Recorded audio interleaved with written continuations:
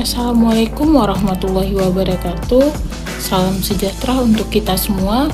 Perkenalkan, nama saya Nursidih Irma Rahmayani, jabatan perencana ahli pertama pada instansi Dinas Ketahanan Pangan Kabupaten Ende.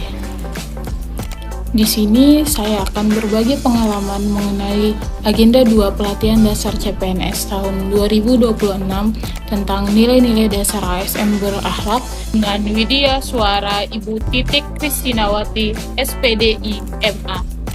Untuk metode pembelajaran yang digunakan pada Agenda 2 sama saja dengan Agenda 1, yaitu melalui metode pembelajaran sinkronus dan asinkronus.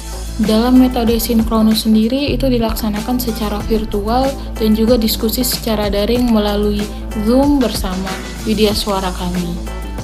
Kemudian hari berikutnya dilanjutkan dengan pembelajaran menggunakan metode asinkronus di mana kami melakukan pembelajaran secara mandiri dengan menyelesaikan tugas-tugas yang telah diberikan, mulai dari tugas kelompok membuat video terkait core values berakhlak, kemudian mengaitkan isu kita sendiri dengan nilai-nilai dasar ASN berakhlak, hingga menceritakan learning journal Agenda 2 yang saya lakukan pada hari ini. Berakhlak sendiri merupakan panduan perilaku bagi kita semua sebagai aparatur sipil negara. Apa sih berakhlak itu? Yang pertama yaitu berorientasi pelayanan. Berorientasi pelayanan ini berarti di mana kita sebagai ASN berkomitmen memberikan pelayanan terbaik demi kepuasan masyarakat. Kemudian dalam berorientasi pelayanan sendiri itu berarti kita memahami dan memenuhi kebutuhan masyarakat dengan ramah, cekatan, solutif, dan dapat diandalkan. Kedua adalah akuntabel. Akuntabel sendiri yaitu kita sebagai ASN harus memiliki sikap bertanggung jawab atas kepercayaan yang diberikan. Di sini berarti kita harus integritas, konsisten, dan dapat dipercaya serta transparan dalam menjalankan tugas. Yang ketiga yaitu kompeten. Kita sebagai ASN dituntut untuk terus belajar dan mengembangkan kemampuan. Berarti di sini kita itu harus terus mengembangkan diri untuk menjawab tantangan yang selalu berubah-ubah setiap zaman. Kata kuncinya yaitu kinerja terbaik, sukses, keberhasilan, learning agility, dan ahli di bidangnya. Yang keempat yaitu harmonis. Harmonis berarti kita sebagai ASN harus saling peduli dan menghargai setiap perbedaan yang ada.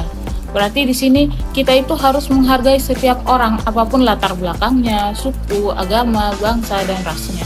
Yang kelima, loyal.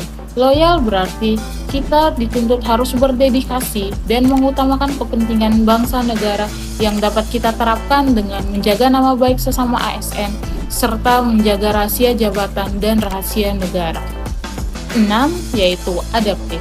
Adaptif berarti kita sebagai ASN harus terus berinovasi dan antusias dalam menggerakkan ataupun menghadapi perubahan dari masa ke masa. Berarti di sini kita itu harus terus berinovasi mengembangkan kreativitas yang kita miliki. Yang ketujuh yaitu kolaboratif. Kolaboratif berarti membangun kerjasama yang sinergis. Jadi kita itu harus bekerja sama antara rekan kerja, kemudian kita harus bersinergi untuk mencapai hasil yang lebih baik.